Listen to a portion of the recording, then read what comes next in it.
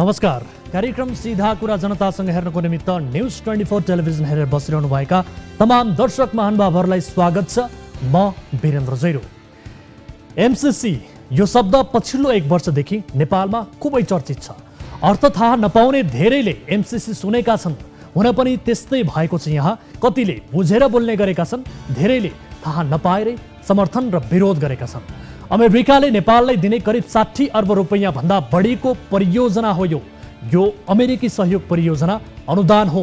सम्झौता अनुसार एमसीसी नेपालको संसदबाट अनुमोदन गर्नुपर्ने हुन्छ। 4.5 वर्ष अघि अर्थात् 2074 भदौ 29 गते तत्कालीन अर्थमन्त्री ज्ञानेन्द्र बहादुर कार्कीले नेपाल सरकारको तर्फबाट हस्ताक्षर गरेका थिए। त्यतिखेर पनि प्रधानमन्त्री थिए शेरबहादुर देउबा र संयोगले अहिले पनि कुर्सीमा देउबा नै छन्। यसबीचमा एमसीसी बारे धेरै विरोध र टीका टिप्पणी भयो। जनस्तरमा उठेका आवाजलाई शासकले सुझावको रूपमा लिनै पर्छ। तर हिजो देउबा सरकारमा रहेको नेकपा माओवादी केन्द्रका नेताहरूले पनि विरोध गरिरहेका छन्। त्यो सरकारमा सामेल भएको राप्रपाका नेताहरू पनि एमसीसीको खिलाफमा छन्। यो प्रवृत्ति भने माछा देख्दा दुलामा हात, भ्यागुतो देख्दा गोजीमा हात भने चाहिँ भएन र। एमसीसी अमेरिकाको इन्डो पेसिफिक स्ट्राटेजी अन्तर्गतको हो कि होइन? यदि अमेरिकाको सैन्य रणनीतिक अन्तर्गत भए यसलाई अनुमोदन गर्नु हुँदैन, किनकि नेपाल यस्ता कुनै पनि सैन्य रणनीतिको छाताभित्र पस्न र बस्नु हुँदैन। हाम्रो असंलग्न परराष्ट्र नीतिले पनि यही नै भन्छ। एमसीसीका कतिपय बुदाहरूमा प्रश्न उठेका छन्। हुन त सम्झौता अगाडि नेपालले पर्याप्त तयारी र सावधानी गरेको भए अहिले उठेका कतिपय प्रश्न उठ्ने पनि थिएनन्। सम्झौता भइ नै सकेको छ, तथापि एमसीसीले नेपालको राष्ट्र हित गर्छ कि गर्दैन भन्ने सवालमा पर्याप्त छलफल र बहस गर्न सकिन्छ। निर्णयमा पुग्न अझै पनि हामी स्वतन्त्र छौँ, तर एमसीसीलाई राजनैतिक दाउपेचको विषय भने बनाउनु हुँदैन। सवाल हो प्रमुख प्रतिपक्ष दल नेकपा एमाले सत्तासीन गठबन्धन टुटाउने भए एमसीसी अनुमोदन गर्न सहयोग गर्ने सन्देश बारम्बार दिइरहेको छ। हिजो सत्तामा रहेका बेला एमाले एमसीसी अनुमोदन गराउन धेरै कसरत गरेको थियो, तर त्यो सम्भव भएन। अहिले प्रतिपक्षमा छ एमाले, उसले एमसीसीलाई राजनैतिक दाउपेच बनाएको छ। सत्ता गठबन्धन टुटाउने हतियार बनाउन खोजेको छ। यसै मार्फत माओवादी केन्द्र र एकीकृत समाजवादीलाई सिद्ध्याउने रणनीति लिएको छ। सोझै अर्थमा भन्दा प्रचण्ड र माधव नेपाललाई एक्लाउने र खुइल्याउने नीति लिएको छ। राजनीतिमा आफू बलियो बन्न जुनसुकै दललाई छुट्छ, तर कूटनीतिक सम्बन्ध जोडिएको मामिलालाई को बलियो वा को निर्दो बन्ने बहानामा एमसीसीलाई कार्ड बनाउन मिल्दैन। आज पनि नेकपा एमाले एमसीसीको पक्षमा उभिने वा विपक्षमा निर्णय गर्न ऊ स्वतन्त्र छ। उसले किता क्लियर गर्नुपर्छ। एमाले अध्यक्ष केपी शर्मा ओलीले माधव नेपालको नेतृत्वको बेलामा एमालेको लिङ्ग छुट्टिन नसकेको आरोप लाग्ने गरेको स्मरण बारम्बार गर्ने गरेका छन्। यति बेला यही प्रश्न एमाले नेतृत्व सामु आएको छ। एमसीसीको पक्षमा कि विपक्षमा अब लिङ्ग छुट्टिनुपर्छ। पक्षमा भए राष्ट्रिय आवश्यकता र औचित्य पुष्टि गर्नु पर्यो, अनि विपक्षमा जाने भए आधार र कारण दिनु पर्यो। म फेरि पनि भन्छु, देशभक्तिको सवालमा हामी एक हुनुपर्छ। नेपालको हितमा हामी उभिनै पर्छ। तर अन्तर्राष्ट्रिय सहयोगका परियोजना कहिले हितमा हुने कहिले अहितमा हुने जस्ता गैर जिम्मेवार क्रियाकलाप हुनु हुँदैन। कूटनीतिक आधारमा पनि संवेदनशील विषयलाई राजनीतिक दाउपेच कदापि बनाउनु हुँदैन। यी मामिलामा रणनीतिक कूटनीतिक कौशल देखाउनै पर्छ। आउनुहोस् सुरु गरौँ जनताको चासो, गुनासो र प्रश्न सहितको विशेष कार्यक्रम सीधा कुरा जनतासँग।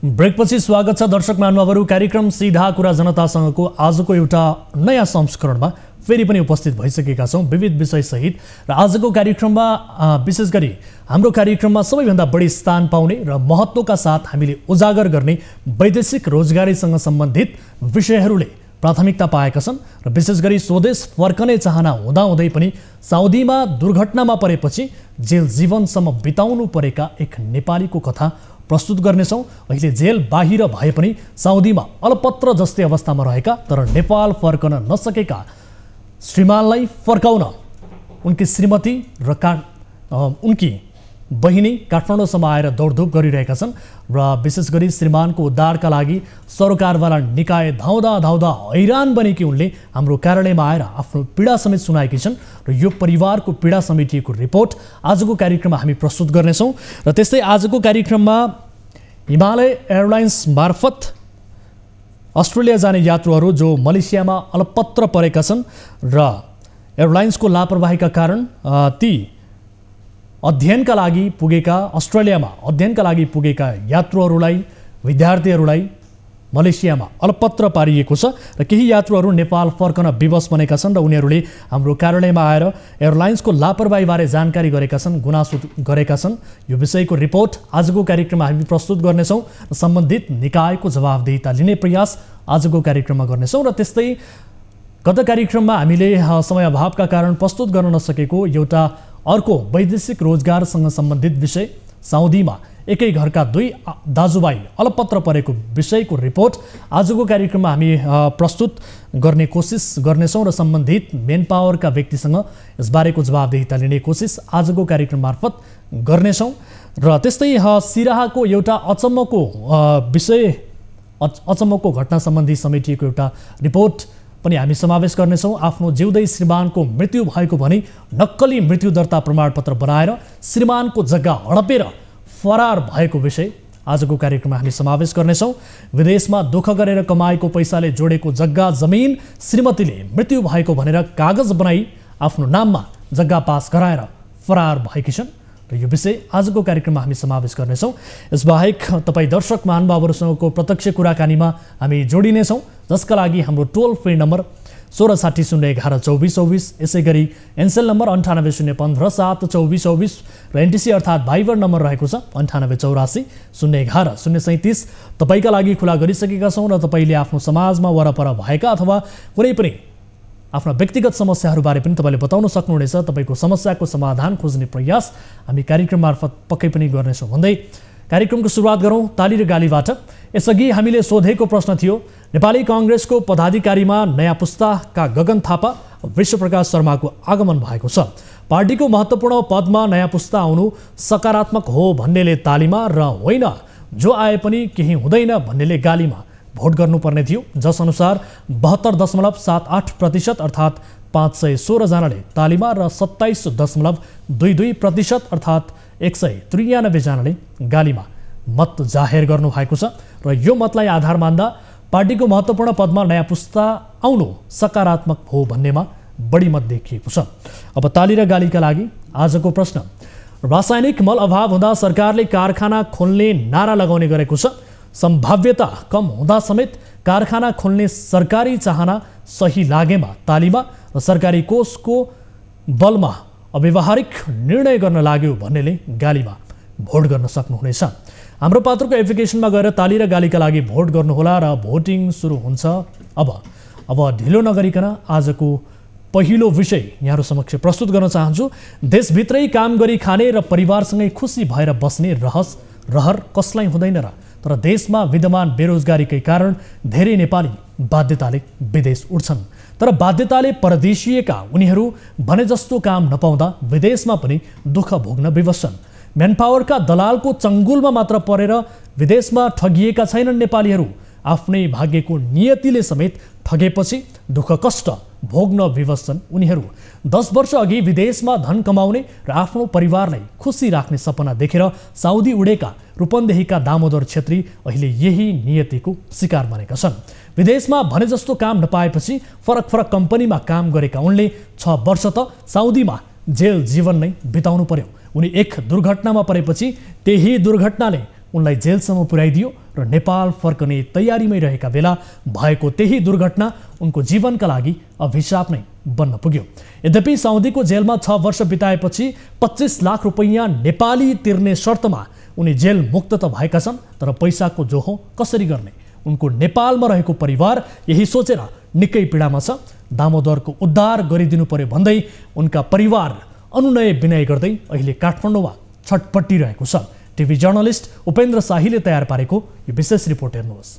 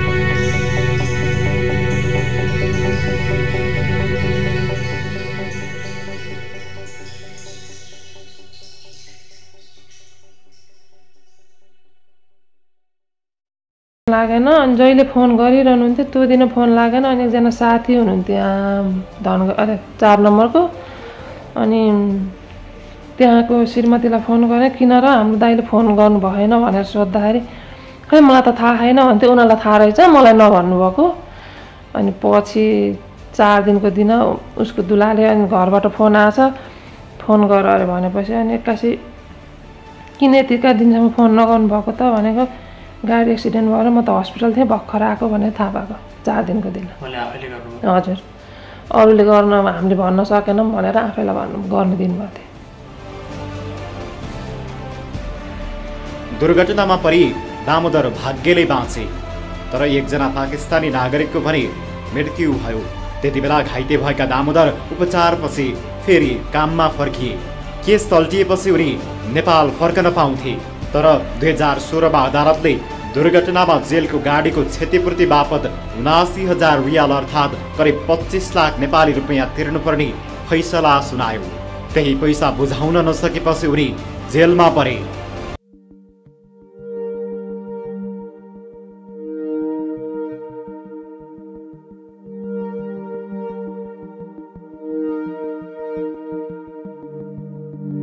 ₹25 लाख 7 महिना अघि उनी पैसा तिर्ने शर्तमा जेल मुक्त त भएका छन् तर 25 लाखको जोहो कसरी गर्ने यही चिन्तामा उता कामविहीन दामोदर र यता छोराछोरी सहितको उनको परिवार बेचल्लीमा परेका छन्। हदम्याद भित्रै पैसा बुझाउन नसके फेरि कालको छरीमा पर्ने चिन्तामा छन् उनीहरू। सोचे थिएन सर अब छोराछोरी अब पढ्ने भए अब राम्रो स्कुल पढाउँला भनेर जानुभएको के भाग्यवश त्यस्तै भइहाल्यो। 2 वर्ष जति गाडी चलाउनु भयो त्यहाँबाट फेरि जेल हालेर 4 वर्ष बस्नुभयो कि 4 वर्ष जेलमा बस्नुभयो। 4 वर्ष जेल बस्नुभयो अनि अहिले निक्लेको 6-7 महिना भयो। अहिले कसरी बसिरहनु भएको? अहिले साथीको रुममा कतै कामसम केही पनि गर्नु भएन यत्तिकै बस्नु त साथीहरूले छिटो प्रोसेस गरेर निकाल अब ऊ साथी पनि घर आउने भनिराखेको त्यस हाम्रो श्रीमानको लागि नै त्यहाँ बस्नुभयो क्या अन्त बस्ने ठाउँ नभयो भनेर एउटा नेपालीलाई सहयोग गरौँ भन्ने भावनाले त्यो भाइ त्यहीँ बसिरहनु भयो अनि त्यही भएर यस्तो प्रोसेस चालेको कहीँबाट कतैबाट नि हुँदै हुन्न। के चाहियो के प्रोसेस भयो भने उहाँ नेपाल फर्किनुहुन्छ भने अब चाहिँ साउदी अदालतले 79,000 रियाल मागेछ कि दिएपछि अनि मात्र नेपाल आउने नत्र नेपाल आउने नपाउने अब छोप्यो भने फेरि जेल हाल्छ त्यही भनेर भन्नु। हजुर श्रीमानसँग तपाईँको कुराकानी भइरहेको छ? हुन्छ कुरा त के भन्नुहुन्छ? कसरी हुन्छ मलाई निकाल अब फेरि जेल बस्यो भने मलाई निक्लिन सक्दिनँ भन्नुहुन्छ। आजभोलि त कुरा हुन्छ जेलमा बस्दा त हुन्थेन। गुनासो सुनिदिने कोही भएन। अब दामोदर कहिले नेपाल फर्किन पाउँछन् वा पाउँदैनन् भन्ने कुरा पैसामा अड्किएको छ। उनलाई काम गर्न साउदीको कानुनले दिँदैन। सोही कारण अहिले उनी साथीभाइ र अन्य चिने जानेका मान्छेसँग गएर बस्छन्। यता श्रीमती भगवती छेत्री श्रीमानको उद्धारको हार गुहार गर्दै चौथो पटक काठमाडौँ पुगेकी छन्। बुटवलको महिना मगरमा भाडाको कोठामा बस्ती आएकी उनी 25 लाख रुपियाँ जुटाउन लागि परेकी छन्। काठमाडौँमा दामोदरकी श्रीमतीसँगै उनकी बहिनी अर्थात् भगवतीकी नन्द माया थापा पनि सँगै छिन्। आफ्नो दाजुले विदेशमा भोगिरहेको दुःखले उनलाई पनि निकै पिरोलेको छ। त्यसैले उनी पनि दाजुको उद्धारका लागि सबै ठाउँ हारगुहार गर्न लागि परेकी छिन्। तर जहाँ गएर दुःख सुनाउँदा पनि सहानुभूति बाहेक अरू केही पाउन नसकेको उनको गुनासो छ। यहाँसम्म आए के अहिले कतिचोटि आइसके परराष्ट्र मन्त्रालय अनि श्रम मन्त्रालय बोर्डमा गयो हुन्छ हामीले गर्छौँ भनेर भन्नुहुन्छ। अहिलेसम्म केही पनि भएको छैन। दाइलाई स्वदेश फर्काइदिन बहिनीको गुहार।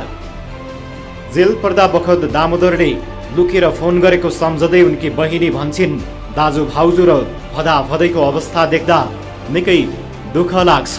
त्यसैले आफ्नो दाजुको उद्धारका लागि सक्दो सहयोग गरिदिन मायाको आग्रह छ। दुःख लाग्छ नि सर।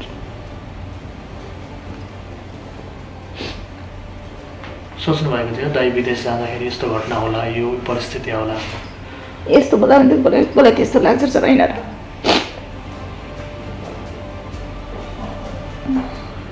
दाइले के भन्नुभयो जेलबाट लुकेर के भन्नु त अब त म त्यही जेलमा सर्ने त होला नि भन्नुहुन्छ जेलबाट कति पटक कुरा भयो तपाईँसँग भयो होला ल 3-4 चोटि भयो थियो अनि एक्कासी चेकिङ आएछ नि खोजेर लैदिएछ मोबाइल खोजेर लैदिएछ अनि म हात्थेँ कि केही भएछ कि भनेर एकदम हात्थेँ कि न्युजहरू पनि हेरिरहेको थिएँ कतै केही भयो कि भनेर न्युज पनि हेर्थेँ त्यही भएर फोन नलागेको हो कि होइन भनेर न्युज पनि कहिले एकदमै छुटाउँदै दिएन कि मैले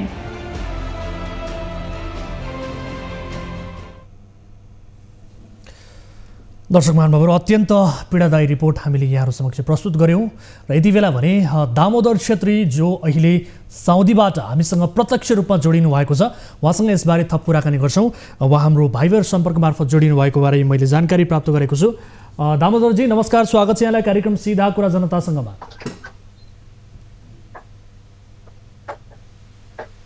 हजुर नमस्कार सुन्दै हुनुहुन्छ मलाई आवाज आएन हजुर नमस्कार हजुर दामोदरजी अब हामीले रिपोर्ट पनि देखायौँ यहाँको परिवार हाम्रो कार्यालयमा आएर तपाईँको अवस्थाबारे जानकारी गराउनु भयो अहिले तपाईँ कसरी बसिरहनु भएको छ कहाँ हुनुहुन्छ यसबारे जानकारी गराइदिनुहोस् त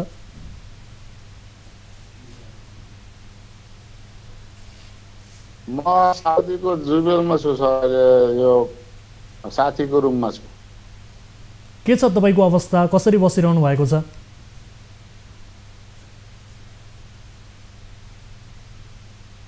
अवस्था त सर अब के गर्ने अब नेपाल जान पाए हुन्थ्यो भन्नेमा छु सर अब कतैबाट केही पहल भएको छैन नेपाल जानको लागि अब यहाँ चाहिँ 79,000 रियाल मागेको छ यो नदिँदासम्म म जान नसक्ने भएछ त्यही भएको हुनाले सबैमा हार गुहार मागेको कतैबाट केही पनि पहल भएको छैन सर अब अलिकति पछाडि फर्क्यौँ विशेष गरी यो घटना कसरी भयो भन्दा पनि अब यो घटना सम्झिनुहुन्छ दुर्घटना के कारणले भएको थियो यसबारे बताइदिनुहोस् त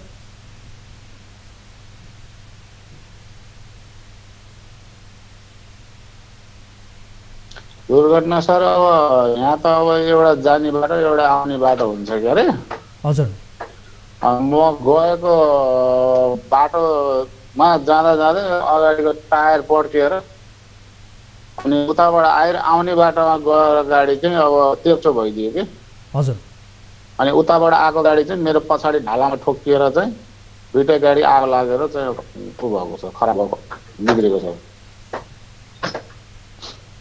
अनि अब त्यो साउले चाहिँ केस गरेर अब मलाई मेरो गाडीको क्षतिपूर्ति चाहियो भनेर चाहिँ केस हजुर सुन्नु भएन सुनिरहेका छौँ भन्नुहोस् न हेलो सुन्दैछौँ भन्नुहोस् न दामोदरजी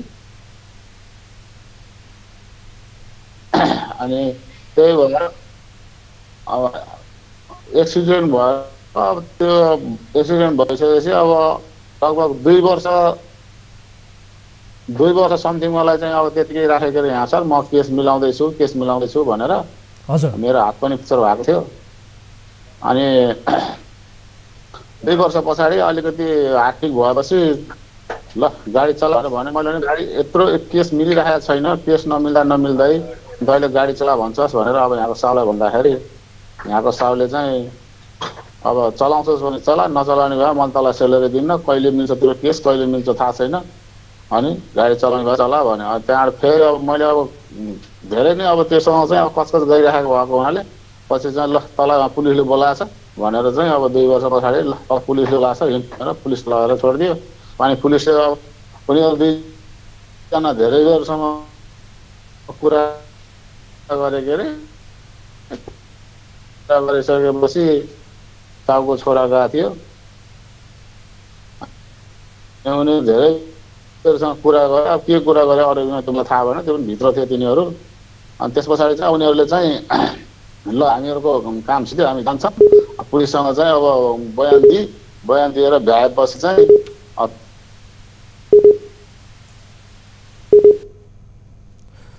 दर्शक महानुभावहरू इन्टरनेटमा केही समस्या देखिएका कारणले दामोदरजीसँगको सम्पर्क प्रभावकारी हुन सकिरहेको छैन।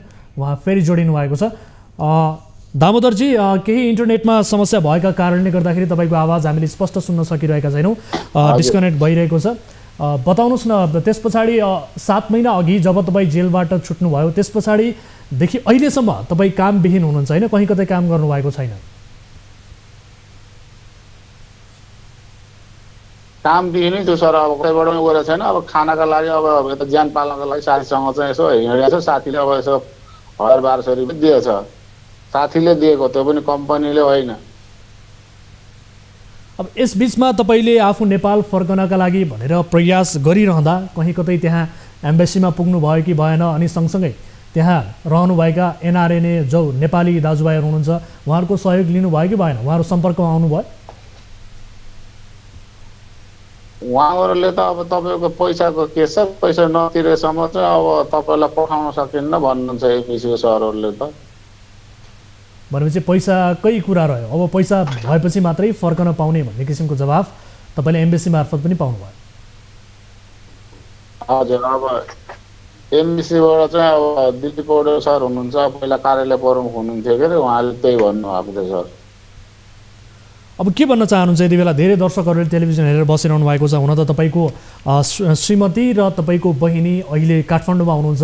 विभिन्न सरकारवाला निकायमा धाइ पनि रहनु भएको छ। कागजपत्र लिएर उहाँहरू हातमा बोकेर धाइरहनु भएको छ। तर पनि कहीँ कतैबाट आश्वासन बाहेक अरू केही जवाफ पाउन नसकेको बारे उहाँहरूले गुनासो गरिरहनु भएको छ। अब तपाईँ के भन्न चाहनुहुन्छ यति बेला टेलिभिजन हेरेर बसिरहनुभएका दर्शकहरूलाई र सँगसँगै सरकारवाला निकायहरूलाई तपाईँको साउदीबाट चाहिँ के छ आग्रह?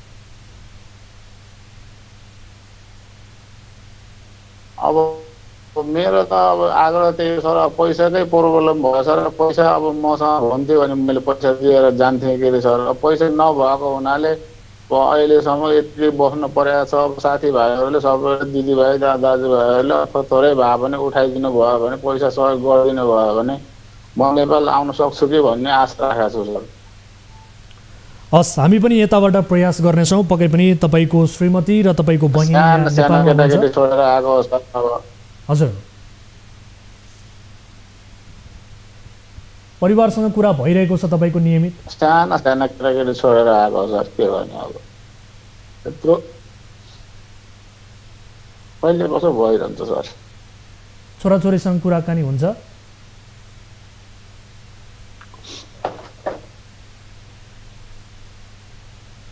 छोराले त अब तपाईँ नआउने हिजोहरू भयो, अब म ठुलो भएर ल्याउन आउँछु तपाईँलाई छोरा।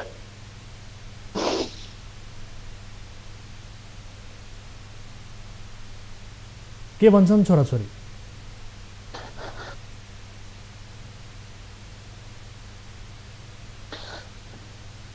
छोराले त्यही भन्छ सर। अब के भन्ने, अब म ठुलो भएर पासपोर्ट बन्यो भने म तपाईँलाई ल्याउन आउँछु छोरा भन्छ। त्यही भन्छ छोराले।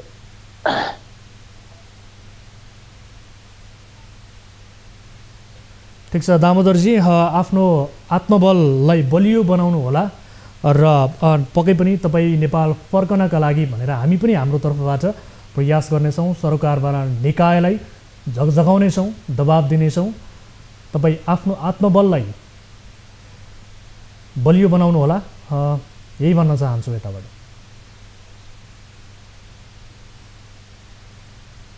हुन्छ सर। सुरक्षित रहनु होला। अहिलेका लागि छुट्टिन्छौँ है त? हस्।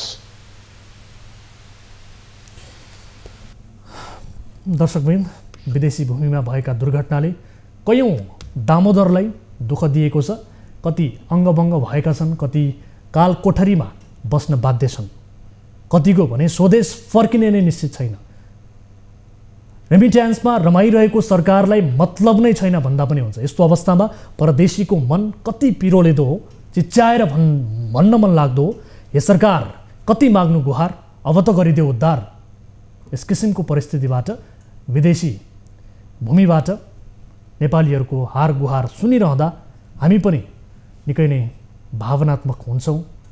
तर दर्शक महानुभावहरू, यसरी विदेशी भूमिमा अलपत्र परेका नेपाली दाजुभाइहरूको गुहार सुनिरहँदा हामी पनि भावनात्मक हुन्छौँ र यसो भइरहँदा तपाईँ दर्शकहरूले हेरिरहँदा माफ गरिदिनु होला, केही अलिकति असहज महसुस हामी पनि गरिरहन्छौँ, किनभने नेपाली दाजुभाइहरू जुन पीडामा पर्नुहुन्छ त्यो पीडा आफ्नै पीडा जस्तो लाग्छ। त्यसकारण उनीहरूको पीडामा मलहम लगाउने कोसिस हाम्रो तर्फबाट हरसम्भव हामी प्रयास गर्दछौँ र सरकारवाला निकायलाई जगाउने कोसिस र ती विदेशिएका अलपत्र परेका र समस्यामा परेका नेपाली दाजुभाइहरूलाई सहयोग गर्नका लागि भनेर आफ्नो तर्फबाट दबाब दिने प्रयत्न पनि हामी कार्यक्रम मार्फत गर्दै आएका छौँ र यो विषयलाई हामी फलोअप गर्नेछौँ र दामोदरकी श्रीमान श्रीमती अहिले नेपालको काठमाडौँमा छटपटिरहेका छन् र विशेष गरी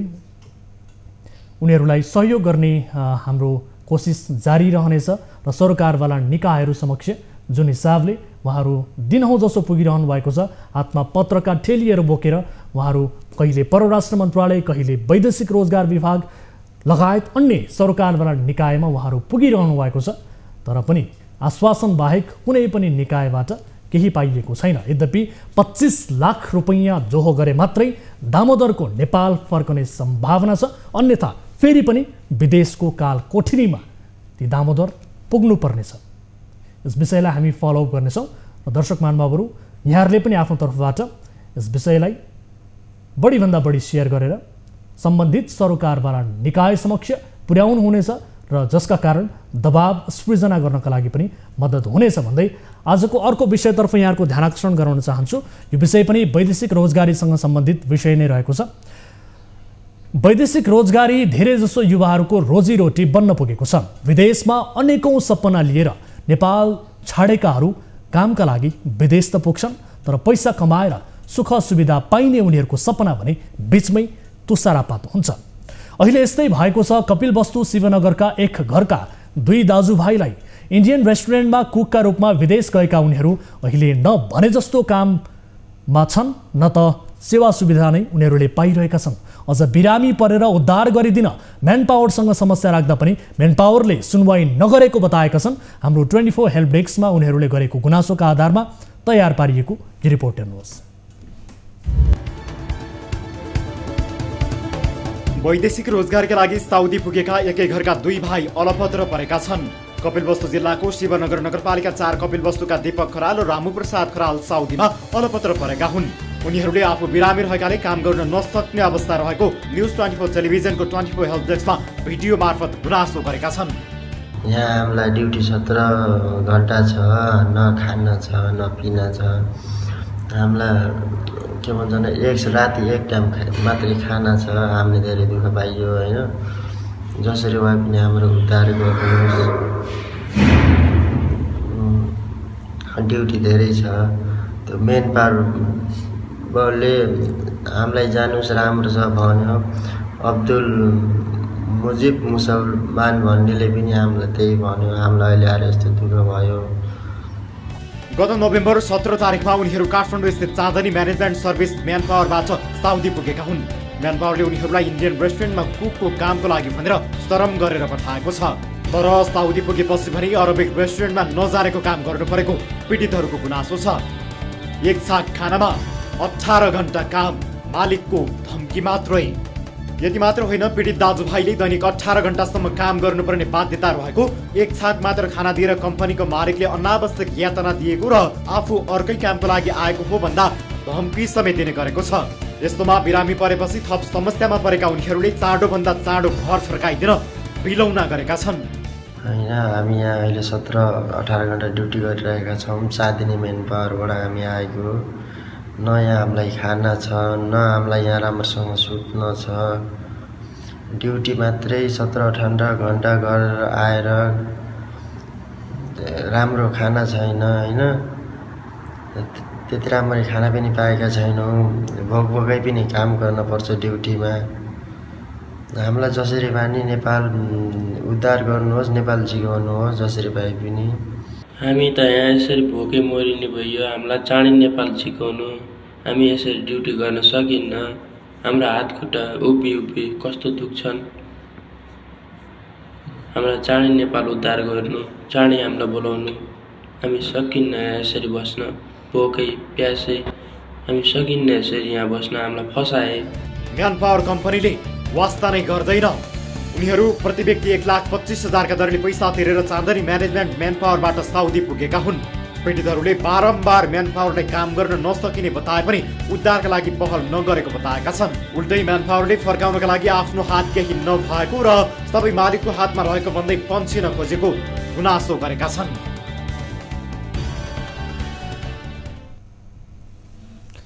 दर्शकहरू, यस विषयमा थप कुराकानी गर्नका लागि हामीसँग जोडिनु भएको छ चाँदनी म्यानेजमेन्ट सर्भिसका सञ्चालक श्याम कुमार हाम्रो सम्पर्कमा हुनुहुन्छ। श्यामजी, यहाँलाई स्वागत छ कार्यक्रम सीधा कुरा जनतासँगमा। हजुर नमस्कार। हजुर, अब यो कपिलवस्तुका दीपक खरेल र रामप्रसाद खरेल जो साउदीमा अलपत्र परेका छन्, उनीहरूको गुनासो आयो, तपाईँहरूको मेन पावर मार्फत उहाँहरू पुग्नु भएको रहेछ, न भने जस्तो काम र त्यसमाथि 18 घण्टा काम गर्नुपर्ने बाध्यता, एक साक मात्र खाना, यो के हो सर? तपाईँहरूको के सम्झौता हो? सर अलि विशेषसँग सुनिनु होला है, स्पष्ट सुनिएन मेरो आवाज? के छ भने नि उहाँहरू तीनजनाले डिमान्ड हामी झार्छौँ। हजुर, भिजा र फर्म तपाईँको अफिसबाट गरिदिनु पर्यो भने असन्तोषजी पहिला आउनुभयो। हजुर, अनि डिमान्ड आउनुभन्दा पहिला साउदीको के हुन्छ भने भिजा नम्बर र आइडी नम्बर दिएपछि यहाँ मेडिकल गर्ने स्लिप लिस्ट हुन्छ। मैले त्यो मेडिकलको स्लिप निकाल्दाखेरि असुतोष भुटाल भन्ने चाहिँ मेडिकल अनफिट भयो। हजुर, अनि यो दुईजना दीपक खराल र रामु प्रसाद खराल चाहिँ के अरे मेडिकल फिट भयो। अनि मैले सोधेँ के गरौँ भन्दाखेरि भिजा लगाइदिनुहोस् हामी जान्छौँ भने भिजा लगाइदिएपछि यिनीहरूको काम के हो केमा हो मलाई केही थाहा छैन। यो कि उहाँ तीनजनालाई थाहा हुन्छ होइन, ए तपाईँलाई थाहा छैन काम के हो भन्ने कुरा? मलाई काम के हो भने थाहा छैन। मैले अनि गइसकेपछि उहाँहरू दुईजना जानुभयो। अब यो असुतोष अहिले मसँग सम्पर्कमा हुनुहुन्छ। हजुर, आइराख्नुहुन्छ बेला बेला। उहाँको पासपोर्ट मसँगै छ। उहाँ चाहिँ अब जनवरीको 7 तारिकपछि उहाँले मेडिकल गर्न पाउनुहुन्छ। अनि उहाँ चाहिँ जान्छु नि भनिराख्नु भएको छ। मैले राम्रो कम्पनी रहन्छ नजानुहोस् भने र दरको भाइहरूले पनि मलाई कहिले पनि यो यस्तो छ भनेर गुनासो गरेनन्। हजुर, मलाई एकजना पत्रकार दिनेश खनाल भन्नेले फोन गरे 20 गते, यो मङ्सिरको 20 गते।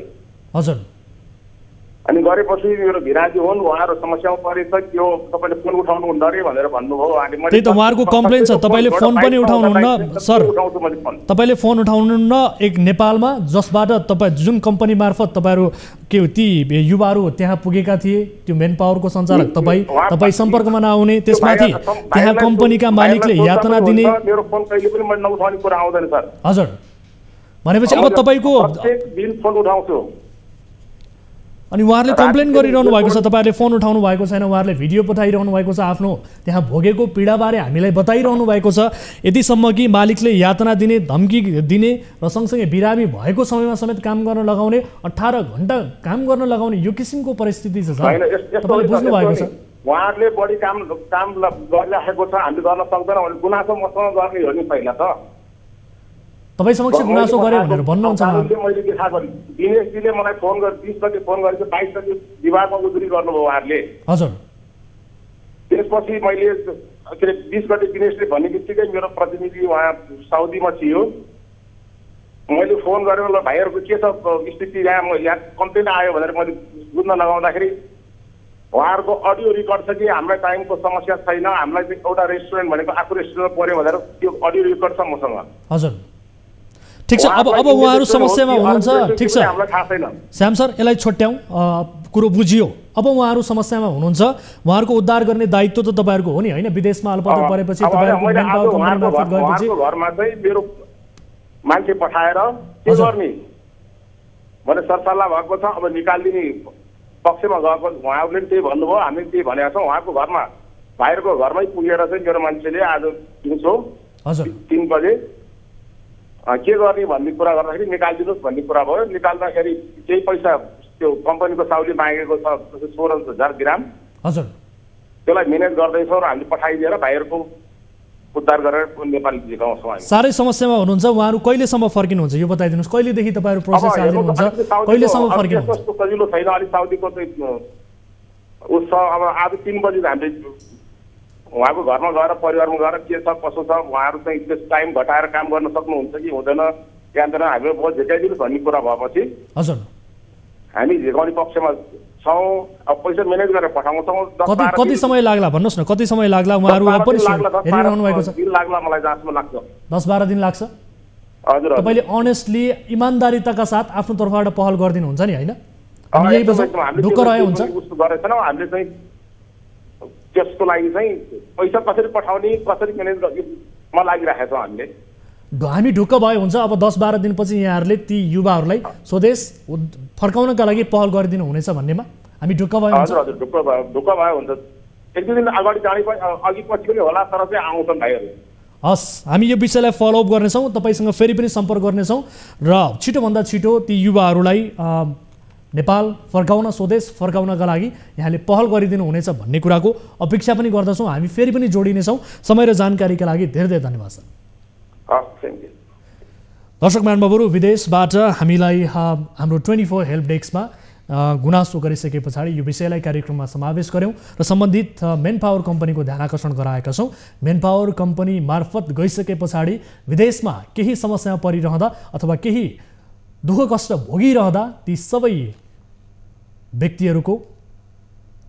विदेशिएका व्यक्तिहरूको समस्या बुझ्ने, ती समस्या समाधान गर्ने जिम्मेवारी सबैभन्दा बढी मेन पावर कम्पनीको हुन आउँछ। त्यसको सहकार्यका लागि, समन्वयका लागि मेन पावर कम्पनीले बढीभन्दा बढी भूमिका निर्वाह गर्नुपर्ने हुन्छ।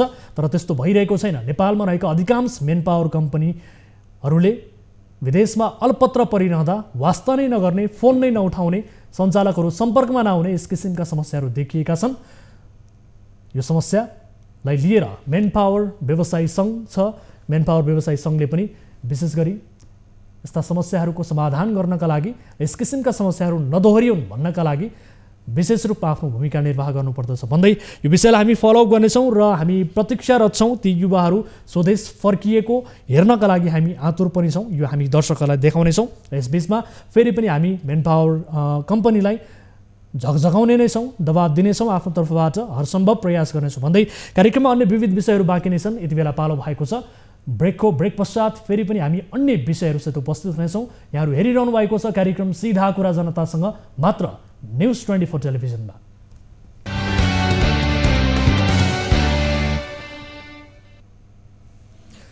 ब्रेकपछि स्वागत छ दर्शकवृन्द कार्यक्रम सीधा कुरा जनतासँगमा। अब अर्को विषय, अस्ट्रेलिया जान उडेका 100औं यात्रुहरू मलेसियामा अलपत्र परेका छन्। हिमालय एयरलाइन्सको गल्तीका कारण 142 जना यात्रुहरू मलेसियाका कुआलालम्पुरमा अलपत्र परेका हुन्। शुक्रबार नेपालबाट अस्ट्रेलिया उडेका यात्रुहरूमध्ये अहिले कोही मलेसियामा छन् त कोही नेपाल फर्किएका छन्। केही भने अनेकन झन्झट झेल्दै अस्ट्रेलिया नै पुगिसकेका छन्। एयरलाइन्सले गम्भीर गल्ती गरे पनि उल्टै जिम्मेवारीबाट पन्छिएको र खर्च भएको लाखौं रकम फिर्ता पाउनुपर्ने भन्दै आइतबार नेपाल फर्किएका यात्रुहरू र उनीहरूका आफन्तहरू हाम्रो कार्यालयमै आइपुगेका छन्। उनीहरूकै गुनासोका आधारमा टिभी जर्नलिस्ट उपेन्द्र शाहीले तयार पारेको यो विशेष रिपोर्ट हेर्नुहोस्।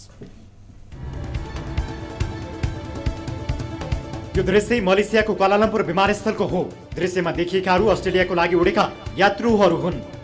हेर्नुहोस्, यहाँ सबैजना बाहिर छन्, हामी बिचली भएर बसेको छौँ। हामीलाई हिमालयन एयरलाइन्सले चाहिँ के गरेछ भने हामीलाई हिमालयन एयरलाइन्सले चाहिँ बिचमा ढिलो ल्याएर छोडिदियो। अनि ढिलो ल्याएर छोडेपछि चाहिँ हामीलाई एयरलाइन्सले चाहिँ लिन मानेन, हाम्रो फ्लाइट पनि छुटेको थियो।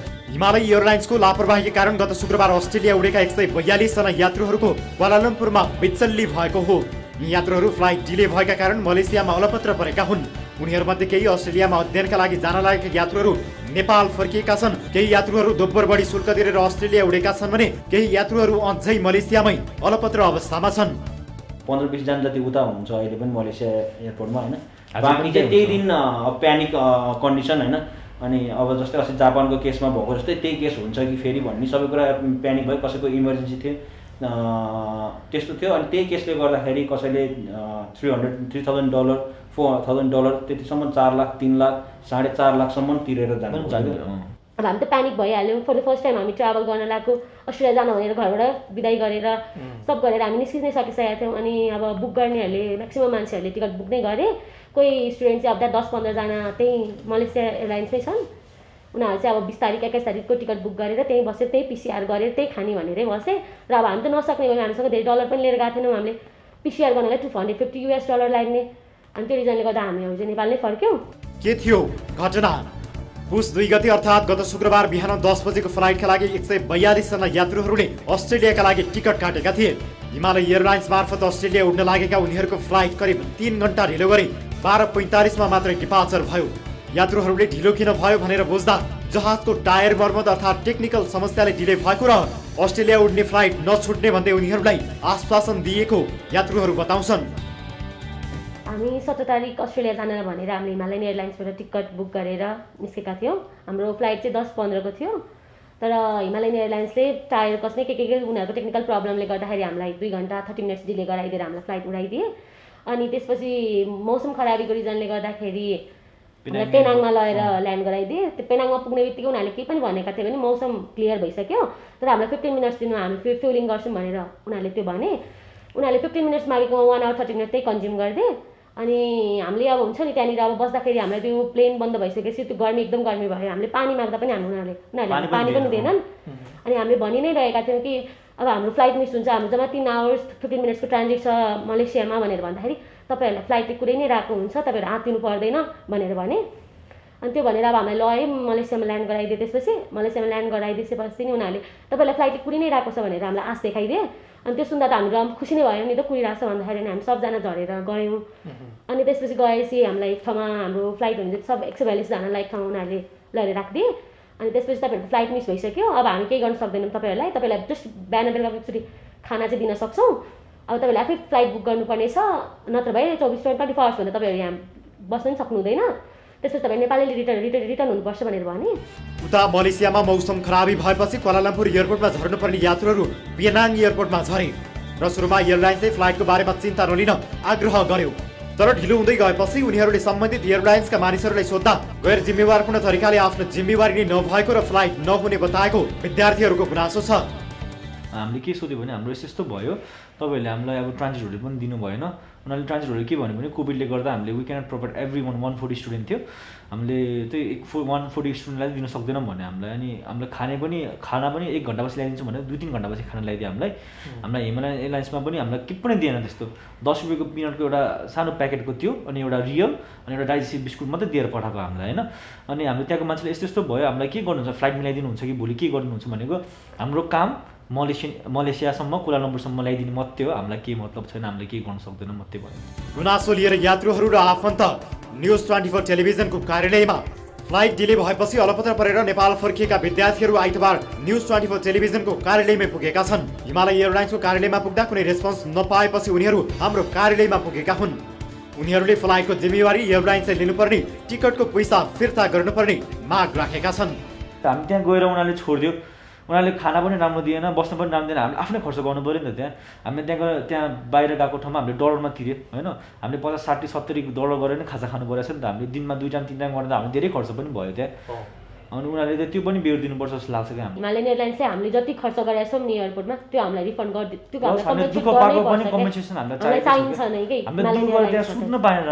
उता फ्लाइट नभएपछि यात्रुहरूले अनेकन समस्या भोगिरहँदा यता उनीहरूका आफन्तहरू समेत चिन्तामा परे।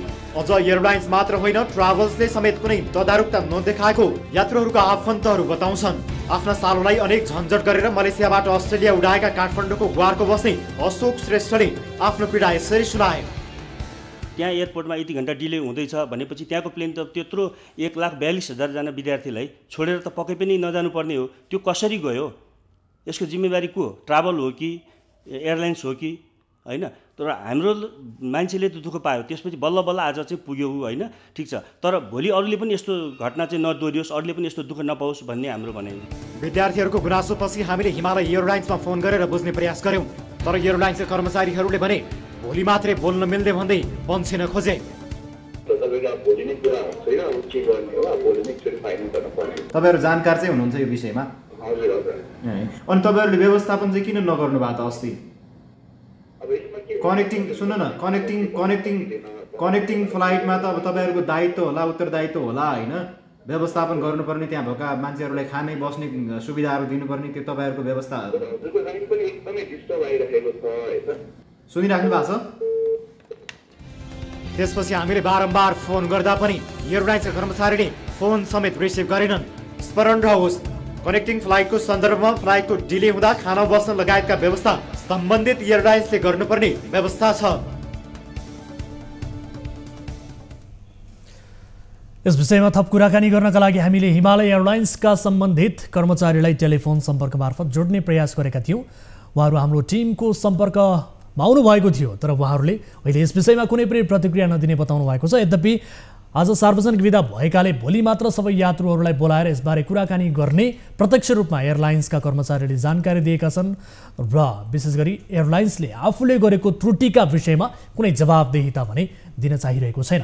तर यति बेला भने हामीसँग टेलिफोन सम्पर्क मार्फत यस विषयमा थप कुराकानी गर्नका लागि जोडिनु भएको छ त्रिभुवन अन्तर्राष्ट्रिय विमानस्थल कार्यालयका महाप्रबन्धक भोला प्रसाद गुरागाई।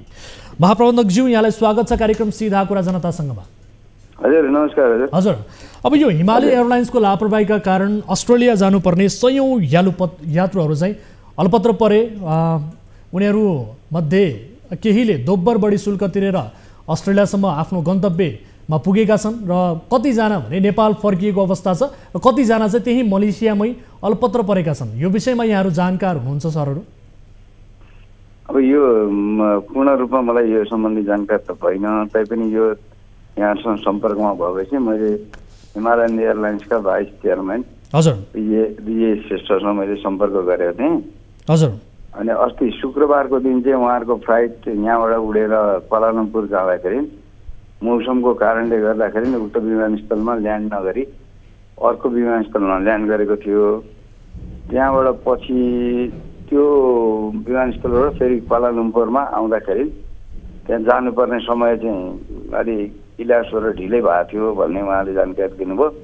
र त्यो सम्बन्धमा चाहिँ त्यहाँ हाम्रो प्यासेन्जरहरूले को सम्बन्धमा मैले इन्क्वायरी गरेको थिएँ उहाँलाई। हजुर अनि केही प्यासेन्जर चाहिँ उता कनेक्टिङबाट जानुभयो, केही प्यासेन्जरहरू हामीले फेरि यता काठमाडौँ आउनु भएको छ भनेको चाहिँ उहाँले पनि जानकारी हुनुहुँदो रहेछ। उहाँले भन्नुभयो। मैले सो सम्बन्धमा त्यो प्यासेन्जरहरूलाई चाहिँ अब के गर्नुहुन्छ त भन्दाखेरि अब यहाँबाट फेरि तपाईँले लगेर चाहिँ अस्ट्रेलिया कनेक्ट गराउनुहुन्छ कि के गराउनुहुन्छ भन्ने सम्बन्धमा मैले पुग्दाखेरि यो सम्बन्धमा हाम्रो छलफल भइरहेछ, भोलिसम्ममा हामी जानकारी गराउँछौँ भन्ने जानकारी मलाई दिनुभयो। सर 10 बजे चाहिँ फ्लाइट थियो, तर करिब 2:38 मात्र यहाँबाट फ्लाइट भएको छ भनेपछि 3 घण्टा जस्तो डिले भएको छ फ्लाइट भनेपछि यो मौसमलाई मात्र दोष देखाएर हुन्छ त? यस्तो गम्भीर त्रुटि देखियो सर, त्यसमाथि एयरलाइन्सले समेत बेवास्ता गरेको यात्रुहरूले गुनासो गरिरहेका छन्।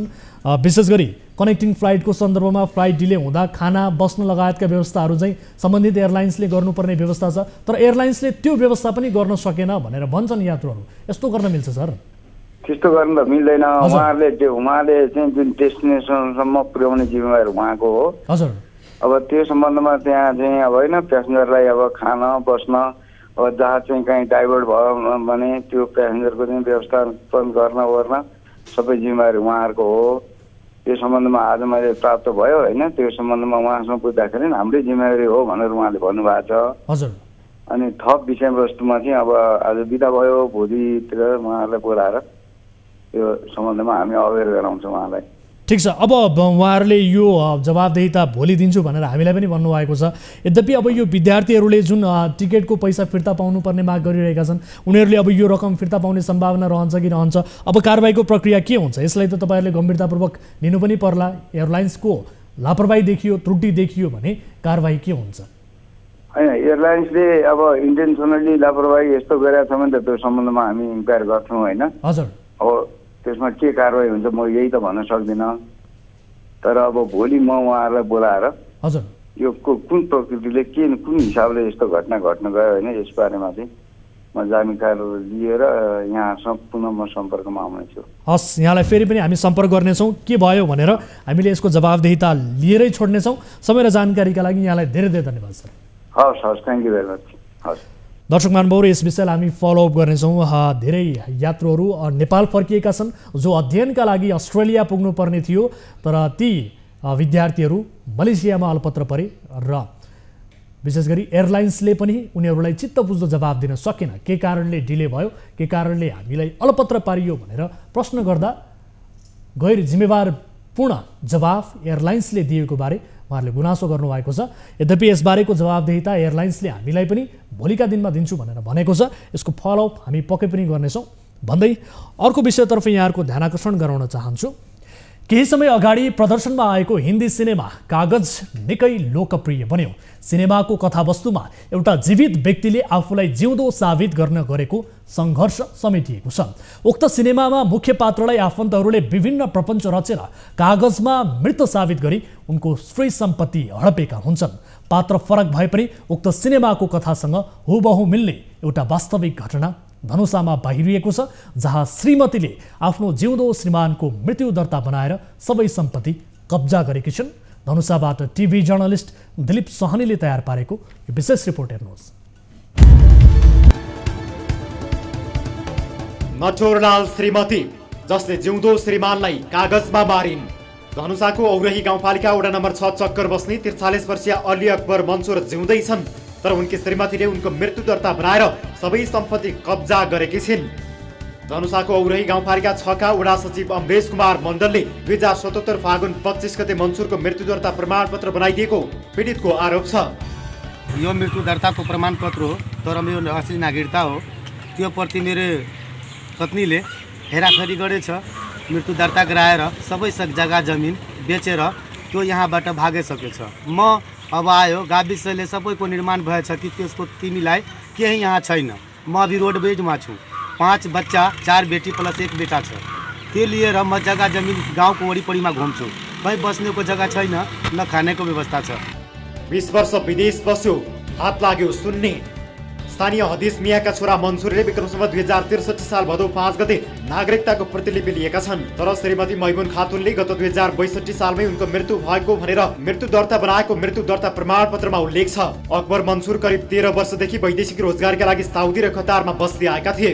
कमाएको सारा सम्पत्ति श्रीमती मैमुन खातुनको नाममा पछाएको, तर श्रीमतीले सम्पत्ति हिनाबिना गरेको मन्सुरको आरोप छ। श्रीमतीसँग विवाद भएपछि करिब 7 वर्षदेखि मन्सुर भारतमा बस्दै आएका थिए। तू पैसा बहुला भेजे छे तो यहाँ कहीं ना रहबे। बापो ठोकर मारी दिल के, वहाँ से बीबी ले जीते बीबी करके नो एंट्री के बोलू जहाँ मर्जी तोरा रहना छो वहाँ जा, हम तोरा यहाँ प्रवेश नहीं कर देबो। अब सर हम बेबस भ गेलिए। ये माने फाट पति भ गेले, ओकरा ओते दूध जग दिया गेल के तब ले के आ एकर घर वाली के है ना खूब अत्ते टके मुट के आ लोल है यही आते उ साइन के दूर क का और मिसु दर्ता बोलू कब मर के हम साइन 8 वर्ष भेले 8 9 बुझलिए त ओकरा कर के मर गेल। सम्पत्ति हत्याउन रचेको प्रपञ्च। मन्सुरकी श्रीमती मैमुन खातुनले 2072 सालमा आफ्नो ससुरा हदिस मिया नदाब र सासू अमना खातुनमाथि जिल्ला अदालत धनुषामा अंश सम्बन्धी मुद्दा दायर गराएकी थिइन्। मुद्दा चल्दै गर्दा करिब 4 वर्ष अगाडि सासू ससुराको मृत्युपछि पुनः 2077 सालमा मन्सुरका भाइसँग मुद्दा लडेर 4 धुर घडेर जग्गा भाग लिएकी थिइन्। अन्तिममा श्रीमान मरेको भन्दै 2077 फागुन 25 गते वडा कार्यालयमा झुठा विवरण पेश गरी मृत्यु दर्ता प्रमाणपत्र बनाएर बाँकी सम्पत्तिमाथि कब्जा गरेकी हुन्। मन्सुर गाउँबाट रोजगारीको लागि भारत गएको र बेचबेचमा गाउँ आउने गरेको उनका भाइहरू बताउँछन्, तर मैमुनले जालसाजी गरी उनको मृत्यु दर्ता बनाएको उनीहरूको आरोप छ।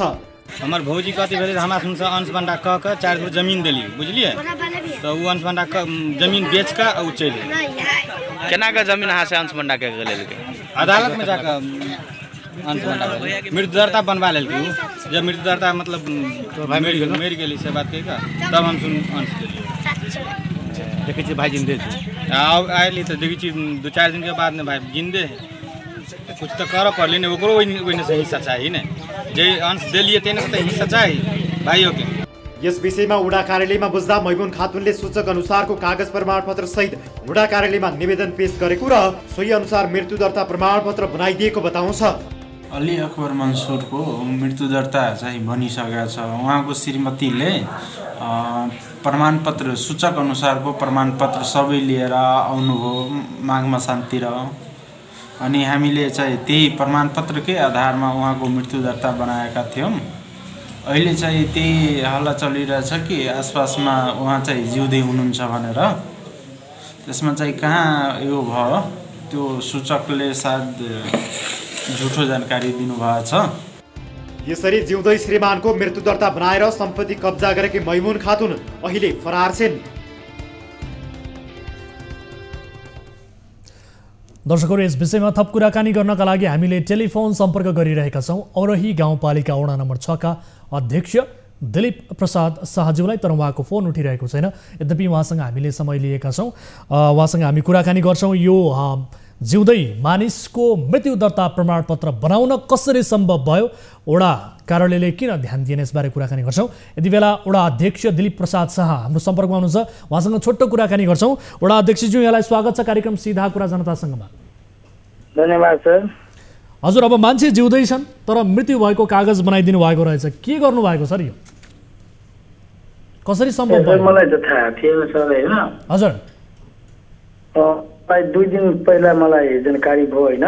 हजुर, म सचिवलाई जानकारी दियो मैले के म सुनिरहेको छु भनेर। मेरो वाडाको चाहिँ मान्छे जिउँदैछ भन्छ कि मान्छेको मृत्यु दर्ता भनिसक्यो भने हैन। हजुर, उहाँले भनेको सर मलाई त त्यति ध्यान त छैन, तर म वाडामा रेकर्ड हेरेर म हजुरलाई भन्छु भनेर। अब 2000 ठीक छ, त चाहिँ शनिबार थियो हैन। हजुर, आज त सचिवले 10 बजे आउनुभयो, मलाई भन्नुभयो हजुर त्यो रेकर्डमा त छ कि मृत्यु दर्ता भनेछ भनेर। रेकर्डमा भेटिएको छैन त? छ सर। 2077 फागुन 25 गते तपाईको कार्यालयमा, वडा कार्यालयमा झुटा विवरण पेश गरी उहाँले मृत्यु दर्ता प्रमाणपत्र बनाएको खुल्ला आएको छ। तपाईहरूले कृत्य हो कि सक्कली हो कि भनेर चेक नगरिकन प्रमाणपत्र बनाइदिँदा एउटा जिउँदो मानिसको जग्गा हडपियो। अब के गर्ने? त्यो त मलाई त थाहा छैन सर, खास गरेर हैन। त्यो चाहिँ मृत्यु दर्ता त म त बनाउँदिन, मेरो अधिकारको कुरै हैन सर हैन। हजुर, कसले बनाउने हो? त्यो अधिकार त चाहिँ सचिवको हो। सिग्नेचर कसले गर्ने हो प्रमाणपत्रमा? सचिवले। तपाईलाई केही पनि जानकारी हुँदैन त्यसबारे? त्यसबारेमा सचिव मृत्यु दर्तामा मेरो केही सुकार हुँदैन सर। अनि सचिवज्यूलाई सोध्नु भयो तपाईले के भएको रहेछ, किन कृत्य कागजमा हस्ताक्षर गर्नुभयो, किन चेक गर्नु भएन भनेर सोध्नु भयो? मैले वडामा जाँदाखेरि हैन सर। हजुर, मेरो साथसाथ चाहिँ यो एनजिओको चाहिँ कार्यक्रम एउटा थियो हैन, म त्यसमा बिजी भएको हो। अनि मिडिया पनि मेरो साथीमा वडामा पुग्यो हैन। हजुर, अनि खास गरेर मिडियालाई नै उहाँले बताउनु भयो। अनि सबै थाहा छ, न्युज 24 को मान्छेहरू आएको थियो हैन, पत्रकारहरू। हजुर, उहाँले नै बताउनु भयो। म त बिजीको कारणले गर्दा उहाँसँग राम्ररीसित कुरा पनि गर्न सकेन। खासै मलाई त्यही केही जानकारी भएको छैन अहिलेसम्म होइन। मात्र म जान्छु, म 2 दिन अगाडि म मात्र जाने कि यो मान्छेलाई मृत्यु दर्ता बनाए चाहिँ मान्छे जिउँदैछ भनेर। म त यो फर्स्ट चोटि यो घटना सुनेको, मलाई पनि अचम्म लाग्यो के। अचम्म लाग्यो हैन त? हजुर, हामीलाई पनि अचम्म लागेको छ। तपाईँ आफै पनि अब त्यो कार्यालय, तपाईँको कार्यालयबाट बनेको डकुमेन्टका आधारमा उहाँ अहिले फरार पनि भइसक्नु भयो, मान्छे जिउँदैछन्, आफै अचम्ममा परे भनेर भन्नुहुन्छ। अब यो बताइदिनुहोस्, छोटोमा यो भनिदिनुहोस्, पीडितलाई न्याय दिलाउन चाहिँ तपाईँको भूमिका के रहन्छ? अब छोटोमा खास गरेर चाहिँ यस्तो छ सर कि हामी त त्यति मृत्यु दर्ताको बारेमा त जानकारी छैन होइन। के कसरी डकुमेन्ट पुर्याएर बनाउँछ भनेर होइन। हजुर, मेरो चाहिँ खास गरेर सिफारिस होइन आउँछ, त्यसको बारेमा मात्र म जान्छु होइन। मृत्यु दर्ता अनि जन्मदर्तामा होइन खास गरी त्यति जानकारी छैन। खासमा हामी के भन्नु सक्छ त्यसबारेमा? हस्, जानकारी लिनुहोला र पीडितलाई सकेसम्म न्याय दिलाउने पहल तपाईले गर्नुहोला। त्यो हामी जति सक्दो सहयोग हुन्छ भने हैन। हजुर, गल्तीको म सहयोग गर्दिन हैन। अनि पीडितलाई हामी सहयोग गर्छु, त्यो गर्दिन भने त्यो हैन सर। हस्, धेरै धेरै धन्यवाद सर। ल हुन्छ हजुर। दर्शक महानुभावहरू, यस विषयलाई हामी फलोअप गर्नेछौँ किनभने समय अभावका कारण कुराकानीलाई पनि हामीले छोट्यायौँ। वडा अध्यक्षज्यूसँग कुराकानी गरेका छौँ। वडा अध्यक्षज्यू आफै अचम्ममा पर्नु भएको भनेर भनिएको छ। वास्तवमा यो अचम्ममा पर्ने विषय नै रहेको छ। मान्छे जिउँदैछन् तर मृत्यु दर्ताको प्रमाणपत्र बनाएर उनको जग्गा उनकै श्रीमतीले हडपेर फरार भएको अवस्था छ। यस विषयलाई हामी फलोअप गर्नेछौँ भन्दै आजका लागि यिनै विषयहरू प्रस्तुत गर्दै कार्यक्रमको निर्धारित समय पनि सकिएको छ। कुनै गुनासो छ भने, कुनै आपद विपदमा पर्नु भएको छ भने हाम्रो टोल फ्री नम्बर 1660 011 2424 एनसेल नम्बर 9815 72424 र एनटिसी अर्थात् भाइबर नम्बर 9884 011 037 मा तपाईँले 24 घण्टा आफ्ना समस्याहरू राख्न सक्नुहुनेछ, आफ्ना पीडाबारे बताउन सक्नुहुनेछ भन्दै आजका लागि कार्यक्रम सीधा कुरा जनतासँगबाट म वीरेन्द्र जैरू बिदा हुन्छु। नमस्कार।